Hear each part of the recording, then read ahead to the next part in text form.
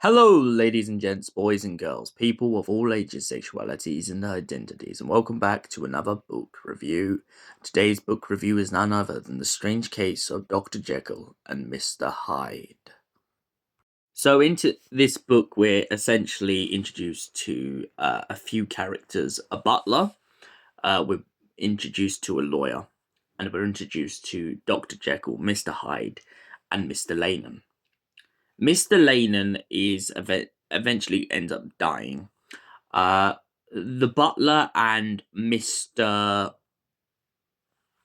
Utterson, the lawyer. Let's just call him the lawyer. The lawyer goes to investigate with the butler to find out exactly what's happened to Mr. Jekyll, because Jekyll seems to be spending a lot of time away from people in isolation. No one can quite see why, especially as he's such an outgoing person and is well liked in the company of others. However, the one thing that the lawyer begins to pick up on is the fact that the mysterious Mr. Hyde that everyone begins to speak of seems to be down on the wheel for Mr. Jekyll. This concerns the lawyer as he's confused as to why such a gruff and deformed man is being given the money of another man, even though he's only in his employ. However, by the end of the book, everything begins to come full circle, and we finally understand what's happened.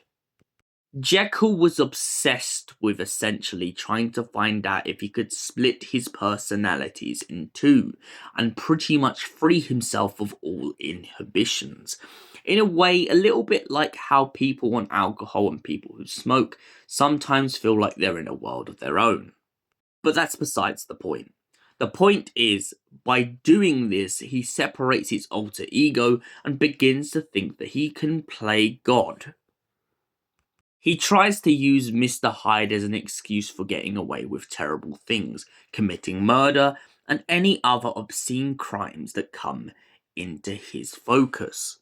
However, this begins to backtrack on him when he suddenly realizes that the personalities between them are getting closer and closer together, meaning that he becomes Mr. Hyde way more often than he becomes Dr. Jekyll.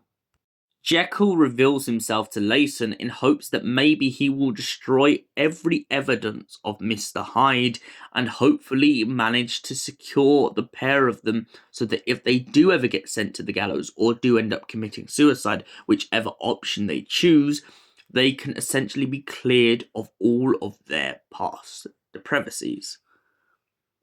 However, with the butler and the lawyer on the case, it seems like them getting away scot-free is going to be very hard.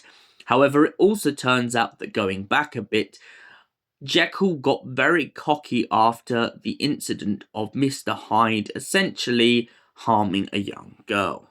Mr. Hyde pays off the young girl's family with a check from Mr. Jekyll.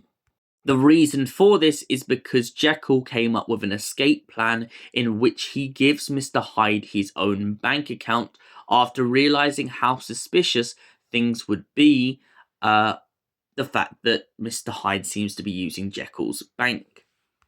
Jekyll also gets his staff used to the idea that Mr. Hyde is going to be around, but after them all not really getting along with Mr. Hyde, it becomes very obvious that the butler is going to go and confront the lawyer in hopes of finding some way out. When the lawyer turns up to the house, the whole staff are panicked and they all seem to naturally be scared for their lives. Unsure exactly what's happened to Dr. Jekyll, they begin to worry that Hyde is going to hurt them. However, to the contrary, it seems like Hyde isn't focused on maybe hurting the household, he's more focused on trying to make a formula so that he can switch back to being Jekyll. In the end of the book, Jekyll describes Hyde and his relationship and hate-love relationship for one another as a bit of a juxtaposition. Jekyll naturally hates Hyde for the fact that he is all the things that he's against. However, Hyde hates Jekyll for every time that Jekyll lets him be himself too long, as Hyde sees himself more as an appendage rather than a person, and he feels like the more that he has to be around people, the less he likes his existence. Lennon figures out exactly who Hyde is after the fact that Hyde turns up and visits Lennon and reveals himself to be Jekyll the whole time. Jekyll also talks of the fact that he believed himself to be above nature, and by doing his experiment he thought that he could defy all of existence. However, it seems that karma comes to bite him back on the arse, as the pair of them can't hide from the law for very long, not when all of the evidence begins to stack up. Jekyll tries to reach out to his friends, essentially remembering the fact that although Hyde may be in control of his body, he's not in control of whether or not he thinks certain things, and so Jekyll takes advantage of this and manages to convince Hyde to write a bunch of letters to his friends to explain the situation which is going on and hopefully end up with a resolution which avoids them from dying. However, knowing full well that the law will catch up to them eventually, Jekyll begins to write his last letter talking about the times of what he was before he became this monster. Throughout the course of this book, it's quite clear that whoever Hyde is, his deformity and his harshness towards people gives people the wrong impression and often makes him seem like a force to be reckoned with. The lawyer is so determined in this to catch Mr. Hyde that he constantly goes knocking on the doorstep. However, before he is allowed entrance and begins to see Jekyll again, it turns out that every time he goes to see Hyde, he seems to disappear, not wanting to be seen by the naked eye. He manages to catch Hyde off on a one-off appearance, but after that Hyde begins to hide from him. To which he amuses in the book by saying, if he's Mr. Hyde, then I'm Mr. Seek.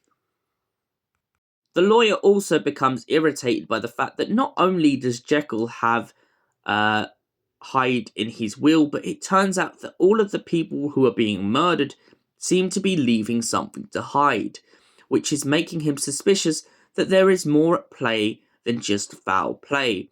There is something to gain from all of these killings. Jekyll then admits at the end of the play in parts of his thing note the fact that essentially he was kind of greedy. He did make Hyde do all of this for wealth. So, the strange case of Dr. Jekyll and Mr. Hyde. What is my thoughts of this? I've been meaning to read this for a very long time. I haven't watched the films or anything before this, so I'll put my hands up to it. But I had seen a snippet of a play of Dr. Jekyll and Hyde in a film I was watching about Jack the Ripper. So it always intrigued me to learn more about the story of Jekyll and Hyde. And I can't lie, the thing that this reminds me of the most is the identity crisis between characters such as the Hulk, Macbeth, and the Master from Doctor Who. Each of these characters that I've just mentioned, I feel like are always trying to pull themselves together. And Dr. Jekyll and Hyde are no different to this. They are literally the original, you might as well say, of that element. And as a book, it's very strong. I like that it takes each chapter to talk about different people's points of view on the events that have taken place, and then ends with Jekyll and Hyde pretty much being open to the audience about exactly their part to play in the events that have taken place. And for that reason, I give The Strange Case of Dr. Jekyll and Mr. Hyde a solid 8 out of 10. Thank you for watching, and we'll see you in the next book review. Until then, stay beautiful. Have an incredible day, you beautiful people.